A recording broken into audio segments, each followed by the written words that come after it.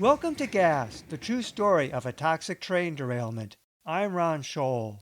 Last time on Gas, officials declared two of the four criteria to allow re-entry satisfied, with a 100% certainty that no chlorinated compounds migrated off-site, and claimed that the white dust was not harmful, though samplers said they could not find any white dust to test. The main struggle remained to empty car 3 of chlorine. We now continue with Part 1, Chapters 27 and 28. Chapter 27, One Stinkin' Tank. Wednesday, April 24. At 5 a.m., Team Leak drilled the first of 20 holes edging the patch plate, through which they would inject a seal to try and stop the leaks. Early morning, Watts, Way, Waldron, and MRL's Operations Chief John Grewell met at Forward Ops. They needed the patch to hold to take the chlorine out as liquid. Way, if we have sustained pressure and we try pumping in pressure, we could blow the patch. Grewal, once the patch is holding and the product is being moved, we can open I-90 in the town. But that would change another criterion and add risk. Waldron, I don't think the people are going to come home until tank car 3 is empty. Yet Waldron agreed we need to reopen I-90 as soon as possible. Way, we could give DOT a window to work with. During the day, we have 95% control on the chlorine. We can control traffic. It is my recommendation to open I-90, with chlorine still offloading. Watts, I think we can open I-90 and see how the patch works to re-enter Alberton. Even as they seriously considered reopening I-90, they did not understand the dynamics of the off-gassing. Way, something is not making sense. Grewal, the heat applied to the tank is making the gas leak from the patch. Way, the soil area, looking into other incidents, this doesn't behave. It doesn't make sense that there is chlorine in the soil. Maybe the chlorine is pooling under the tank. I-90 remained closed. By 10 a.m., Team Leak began injecting Pookie, a Teflon-based sealant, into the patch holes. By noon, an estimated 7 tons of chlorine had been removed, with an estimated 20 tons remaining, based on the dropping ice level outside the car. Steam was applied to the head end to try and get the pressure to 5 to 10 psi. The techs again nixed a liquid transfer. If we start the liquid transfer and blow off the patch, they said, we will really be in trouble. Wind and rain continued intermittently. There is a lot of gas coming out of the wet soil now that the rain has stopped, they said. The techs seemed certain chlorine was still in the soil. This began a long stretch of transfer by vapor. Video taken on April 24 revealed the techno tableau. 6 men worked on site in level B with others in level A close by the tank patch, perhaps drilling holes for the Pookie. As rain fell, a gusty wind blew wisps of gas or water vapor to the east, away from where the tank was steamed. The scene was cacophonous, a ratcheting compressor, the wind, radio traffic in headsets, and the constant overlapping beeps of personal chlorine monitors. Ringed by brown trees, hazards abounded. Debris, sharp metal, aluminum bars, trenches gouged by the derailment and clearing work, and ubiquitous mud. One stinkin' work site. At the evacuee meeting, Waldron reported some high levels of chlorine, but did not mention the earlier cloud formed above Alberton. Watts said, in 30 hours, only a small amount of product was removed. If the patch didn't hold, re-entry would be Sunday. MRL noted, livestock in the hot zone have not been evacuated as proposed at yesterday's meeting. To do so would halt unloading operations at the site. Animals in the hot zone are not in danger at this time. The pet and livestock feed may proceed as scheduled this coming Friday morning, they said. This rationale was utilitarian, yet MRL said yesterday they wanted the animals out, quote, due to the elevated chlorine levels in the air. McMeekin later reported, there have been spikes at the site this afternoon. Due to the wind, we are having higher readings at mile marker 72. Winds at top 45 miles per hour. The monitor was blown over at the site and broken, he said. With the heavy rain, the Terrace View escape route was a quagmire, with a cat and dump truck stuck in the mud, along with a patrol car. Residents of Ponderosa Acres would have to escape west to access I-90, just as on the morning of the spill. Petty Creek South Pass was also blocked again. Spikes continued. The animals remained. Thursday, April 25. Overnight spikes reached above 100 parts per million at the East Red Tape Barrier. At 2:30 a.m., MRL reported the steam boiler shut down because of high chlorine levels. They noted the vapor transfer won't work because at 3 psi there is too much chlorine leakage from the patch and it burns out the boiler on the diesel Corkin compressor. As rain fell intermittently, the boiler was used on and off throughout the night. That morning, the techs yet again discussed transferring the chlorine as liquid. MRL's Grewal told Incident Command there is no stable environment at this time. Team Leak had ordered stronger Pookie. McMeekin, they are working in a deadly atmosphere in Level A. They need our support. Grewal, we don't want to turn this mess into a disaster. They needed some other way to seal the patch. New ideas included inflating a balloon in the tank, smoothing the edge of the hole, replacing the patch with new steel, and welding the patch to the seal. Eventually, 8 or more chains were wrapped around the tank. By noon, Watts told IC the key to the whole operation is the patch. At this time, the process is at a standstill. Yet again, they considered the animals left behind. Waldron, leaving the animals in the hot zone any longer can create an issue. We say the readings are high, then they are down, then they are high. Better just to remove them from the hot zone and it will no longer be an issue. A belated point. Today was day 15 for animals left behind. Animals had nowhere to escape if they encountered intolerable or frequent low-level conditions. Their contract with humans continued to be broken. Weiss recalled a lot of concern and lots of discussion about the animal welfare on the site, he said. We had several veterinarians involved, observing animals for chlorine effects. We just didn't know how long this thing was going to go on. I think there was a discussion of, wouldn't it be easier if we moved all the horses and cattle and llamas, whatever people had, to a central location where people could visit? Ultimately, we did not need to do that, he said. Animals in the hot zone endure repeated exposures. Weiss told the Missoulian, surprisingly there was little evidence in the animals, some of which were right across the street from the derailment for 17 days. There was very little clinical evidence of problems.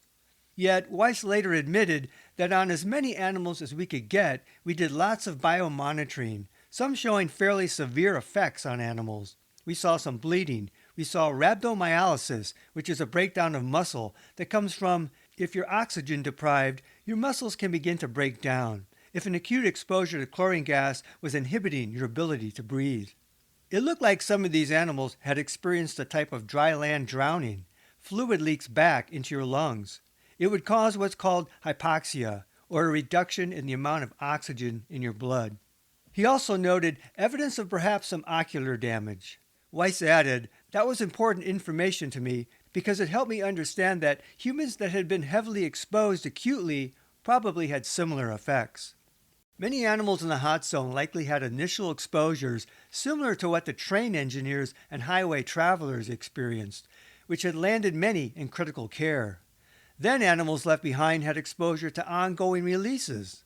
Likewise, animals in the exclusion zone likely had initial exposures similar to the humans that fled. Many of these animals were left behind, while many people reported smells and symptoms during brief visits. Like humans, animals could become sensitized. Why continue to expose the animals at all? The first treatment, as with humans, was removal from exposure.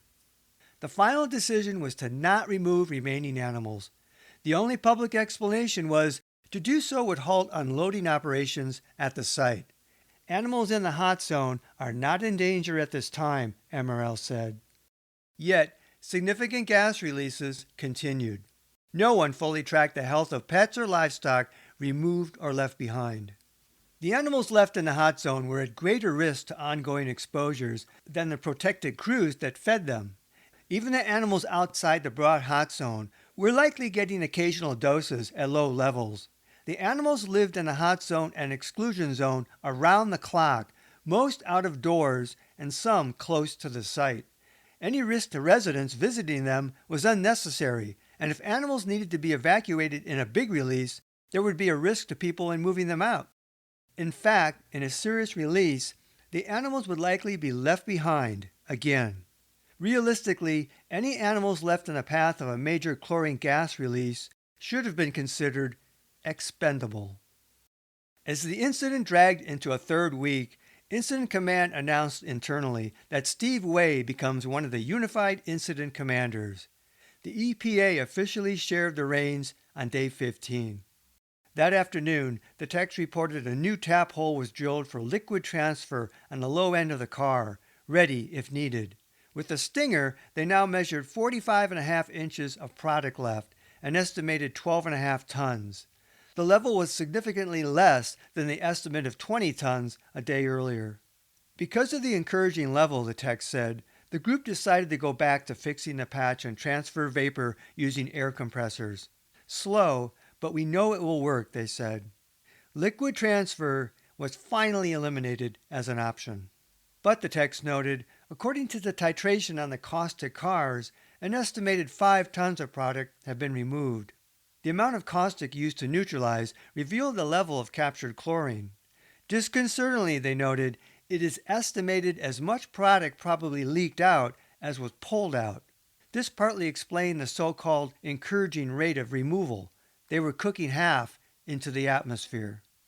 We have a problem knowing the amount of product that was in the tank before the transfer. There are estimates of 53,000 to 35,000 pounds, and no one knows. Tomorrow, we will have a number on the product that remains. Because of the uncertain math, Way said, it is unknown at this time when the chlorine will all be removed. Possibly we will need to change the criteria of the re-entry into Alberton. If we can manage the chlorine in a controlled environment, we could change the criteria. That is, to allow re-entry before all the chlorine was transferred. Yet, he said, the way it is now, there is no assurance that we can stop the off-gassing. Car 3 cooked like a leaky cauldron. Friday, April 26. Full steam ahead. Early morning, Grewal briefed, I think we will have the product gone in 6 to 8 hours. Watts, Alberton re-entry could be set for Saturday or Sunday.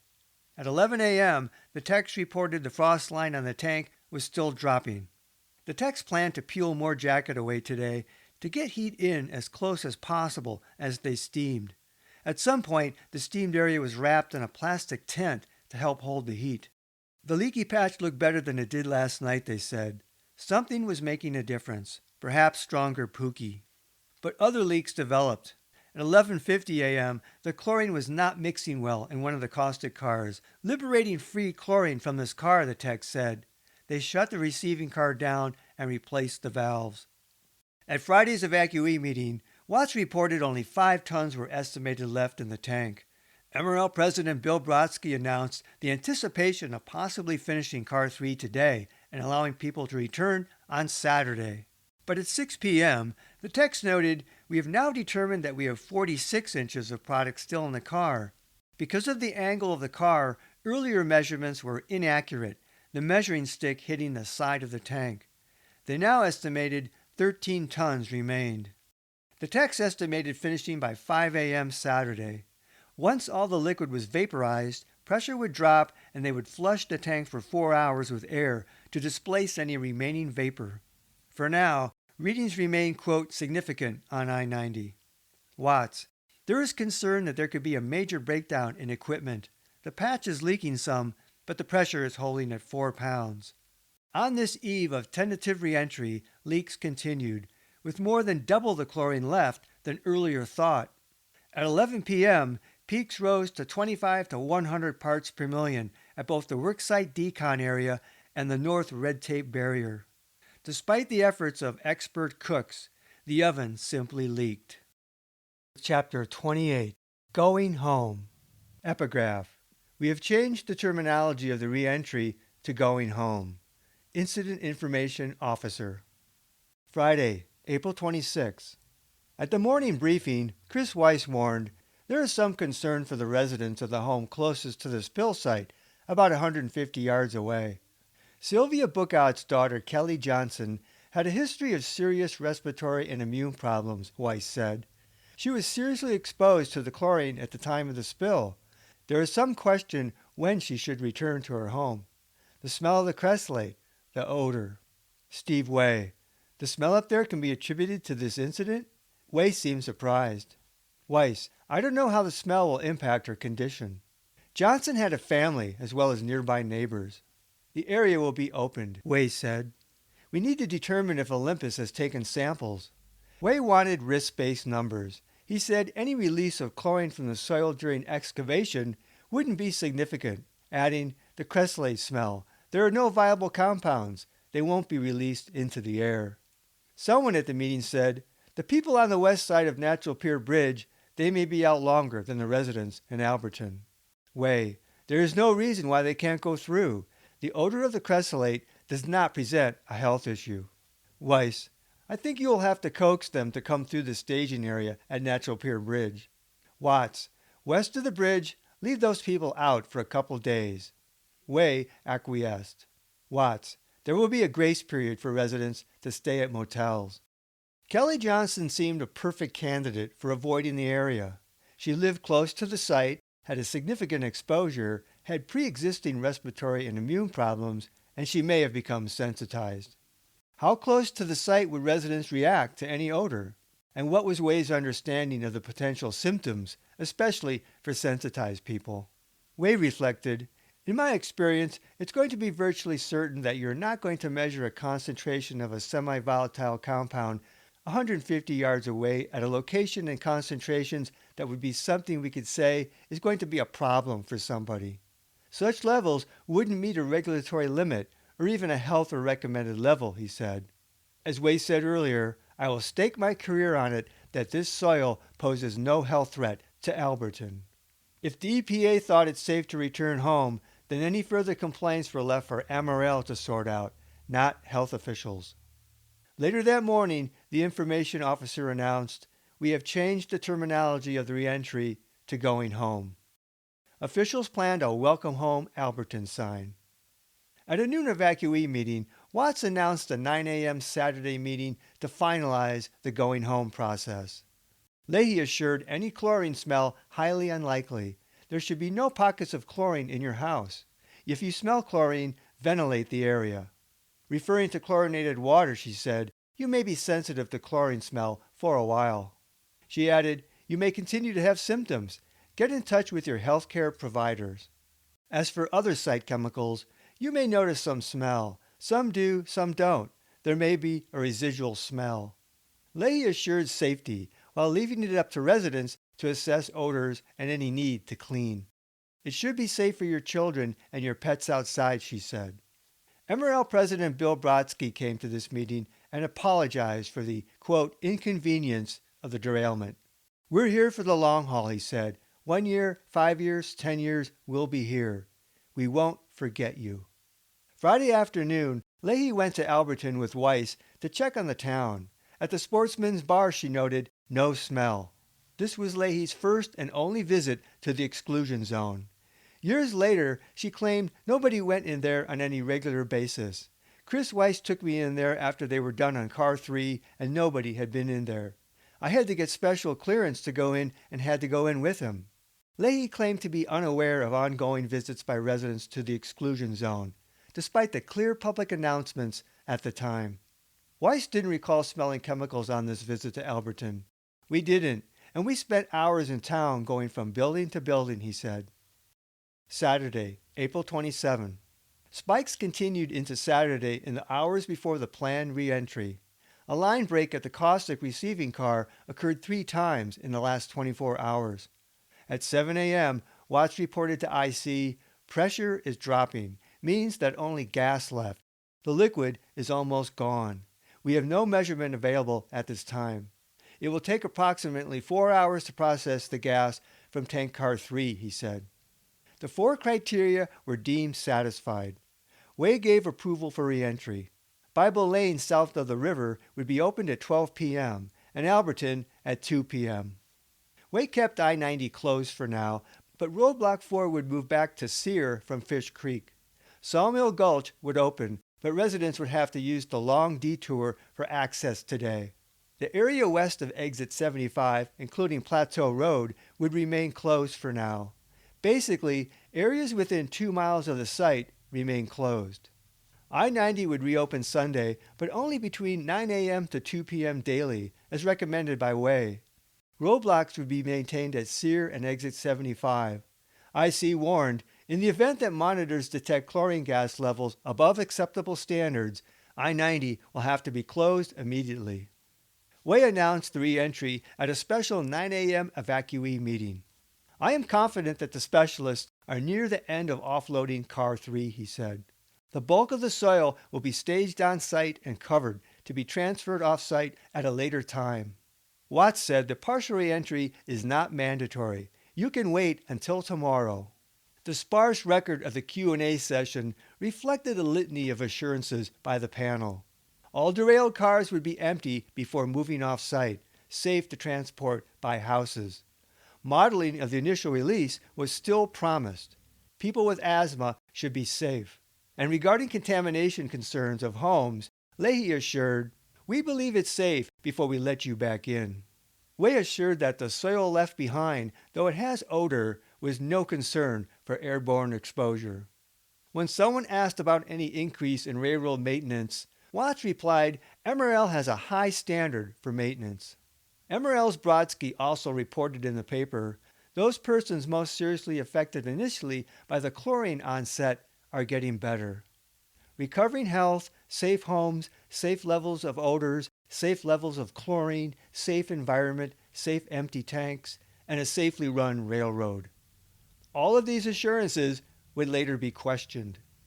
As spikes continued, the earlier assumptions about little or no liquid chlorine left in Car 3 had been wrong. At 11:20 a.m., the EPA's Mike Zimmerman told Waldron a disconcerting revelation in light of all the assurances made about re-entry. There is no reliable information on the amount of chlorine liquid left in tank Car 3, he said. I was just told that there could still be 7 to 8 tons left in the tank. Waldron, does this make the situation any less stable? Zimmerman said no, without explanation. Waldron, we have an evacuation plan in place for the Alberton residents. Nothing has changed. The only issue is I-90. Waldron said they might have to tell residents Sunday morning that the chlorine is still being cooked. I-90 may still be closed west of Exit 75. Waldron, the whole key to this issue, the situation is stable. Though Car 3 could have 7 to 8 tons of liquid chlorine left, not just vapors as thought, and continue to leak, officials didn't think conditions were any less stable. But it was unclear how the situation was any more stable than yesterday, when the exclusion zone closure was still in effect. Once again, decisions on a re-entry had been made without full and accurate information. At noon, as Bible Lane was reopened, the techs gauged Car 3. The frost level was measured at 26 inches, they said. Still unsure, but it is estimated at 3 tons. An hour later, the techs reported, Car 3 has lost all pressure, but still has 26 inches of product in it. Hoses have been breaking open. At the Plateau Ridge fixed monitor, a few peaks passed 8 parts per million around 12:30 p.m. Around 1 p.m., Waldron, Way, Leahy, and others met again. Waldron, the liquid chlorine is not gone. The situation is stable, per Steve Way, EPA. They are still cooking the chlorine.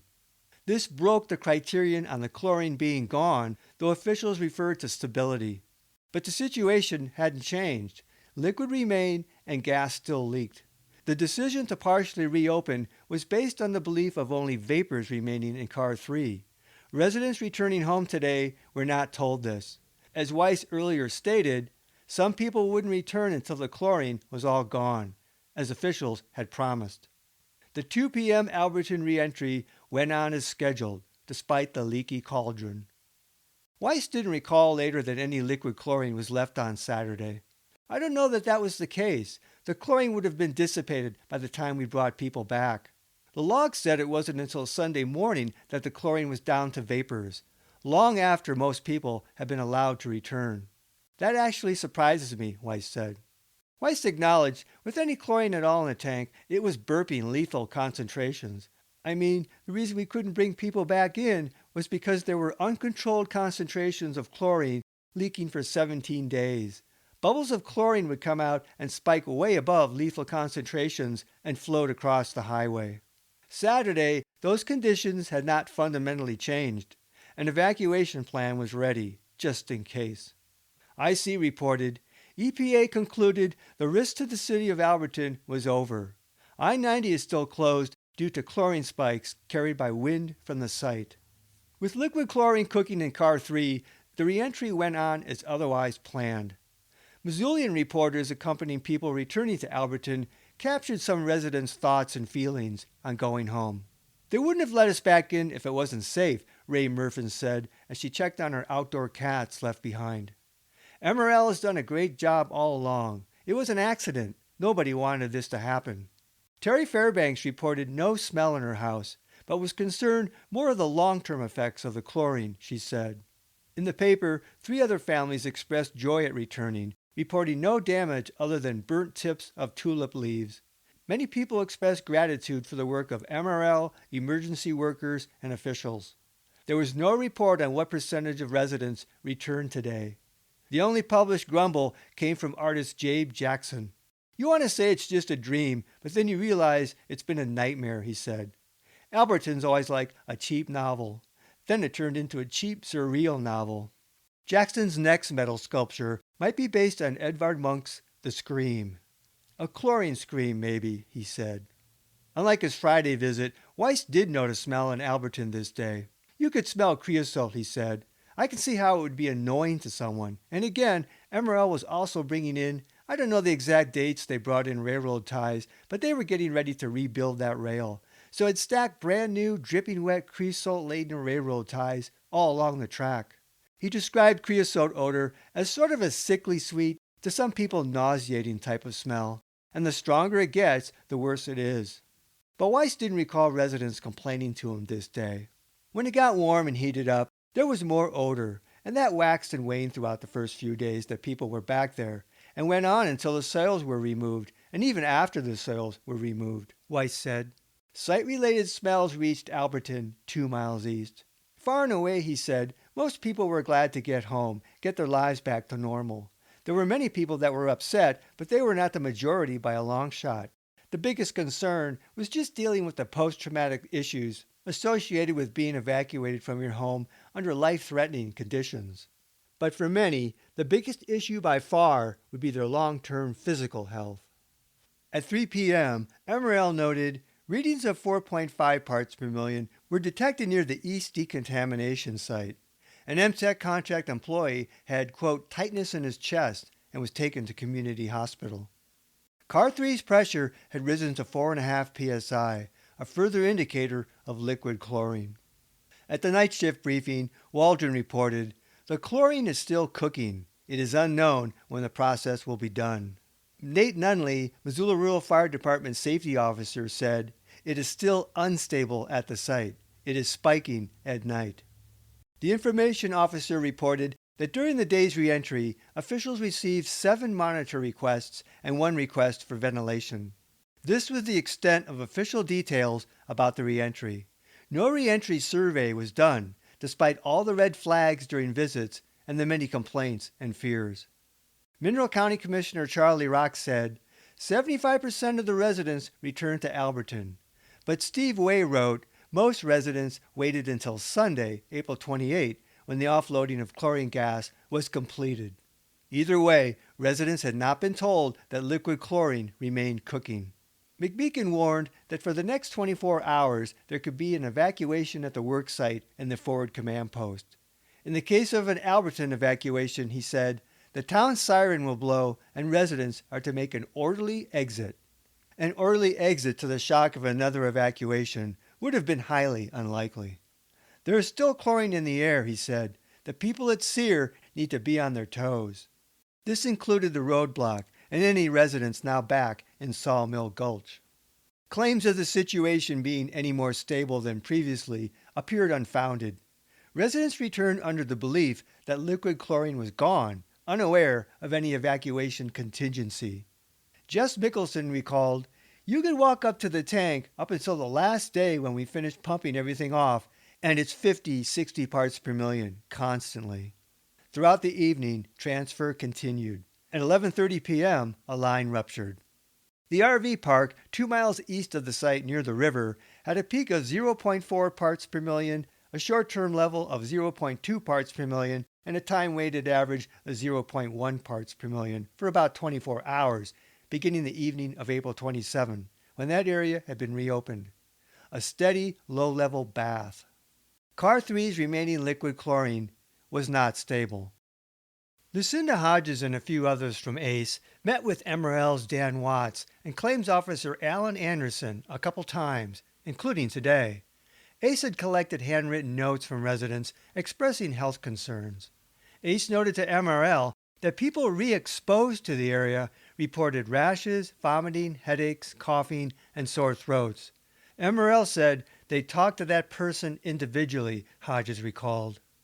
Deb Griffin said MRL one-on-one sessions were with MRL claims agents. ACE leaders also met with Watts, Leahy, and Waldron and requested that, upon reentry, a health advisory be issued warning that individuals with pre-existing conditions, the elderly, infants, and all susceptible populations may not want to risk exposure to the former hot zone. This request was denied. On April 27, ACE issued a press release listing 4 updated criteria demands before people were forced to leave motels, noting that while some residents had returned without problems, others experienced recurrent or new health symptoms upon return. ACE asked for a signed document by MRL, EPA, and the Health Department that it was safe to return, especially for those with pre-existing conditions, those with ongoing spill-related health problems, and for the elderly, children, and pregnant women in general.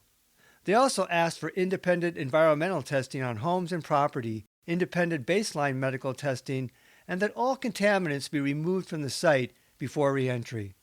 The Missoulian listed the ACE conditions on April 28 in a back-page report.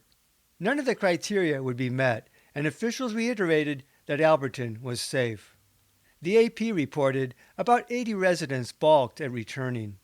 In later litigation, MRL said that at the time of evacuation, MRL provided motels, meals, clothing, and visits to doctors. What more could be done, they asked. There is no evidence that somebody came in and asked for something more. ACE had asked for something more. Hodges recalled talking to Jim Carlson of the Health Department about her concerns. I was assuming my house was contaminated, she said. Who's going to clean it? But they turned it into a dust issue. If you don't feel comfortable about cleaning your own home, then you can talk to the railroad about hiring somebody. And they had Alan Anderson come and talk to me, who is the claims guy. And he says, well, I would really be more comfortable cleaning my own home. He says, I don't like strangers in my home. Do you? But if you really feel you don't want to take that on, we can discuss that when the time comes. And what that means, when you're ready to settle. The health department believed there was no contamination beyond the spill site. After 17 days, Hodges still saw a gender split. The men really wanted to go home. They'd had enough. The motels, the small spaces, the kids, restaurant food. But I saw hesitation in the women, she said. One woman pregnant with twins lived by the Natural Pier Bridge. She really didn't want to go home, Hodges said, and she talked to me at some of the last meetings. Her husband started heading her off and not letting her talk to me. Assurances of safety hadn't changed Hodges' mind. I knew that I wasn't going home the day they opened the doors. I was still feeling sick. There was no way. It never even entered my mind that I was going home when that day came. But other people couldn't wait. It never even entered their mind that they wouldn't go home, she said. Hodges' instincts told her something was wrong in Alberton. Early Saturday, Dr. Leda Koken of the Rocky Mountain Poison Control Center sent 2 final updates to the health department. Koken reaffirmed that most people with non-severe exposure would recover completely. Regarding the phenols and chlorophenols at the site, he said, many of these aromatic compounds have a strong odor that can be described as pesticide-like. Cressolate also had a pungent odor. People returning to areas close to the spill may notice a residual odor, he said. Some may experience nausea, vomiting, dizziness, and headache related to the odor. These symptoms would be expected to resolve with removal to fresh air. Koken made no mention of respiratory symptoms. Neither advisory mentioned hypersensitivity to chlorine or other chemicals, but the health department already knew about that. No specialist ever talked to residents about hypersensitivity. Hodges said evacuees were not informed of poison control health advisories. Next time on Gas, the true story of a toxic train derailment, we conclude the chapter Going Home, as many residents remain wary of returning to a home they fear is contaminated and which threatens their health. Until then, this is Ron Scholl. Thanks for listening. This podcast is adapted from the book Gas, the true story of a toxic train derailment.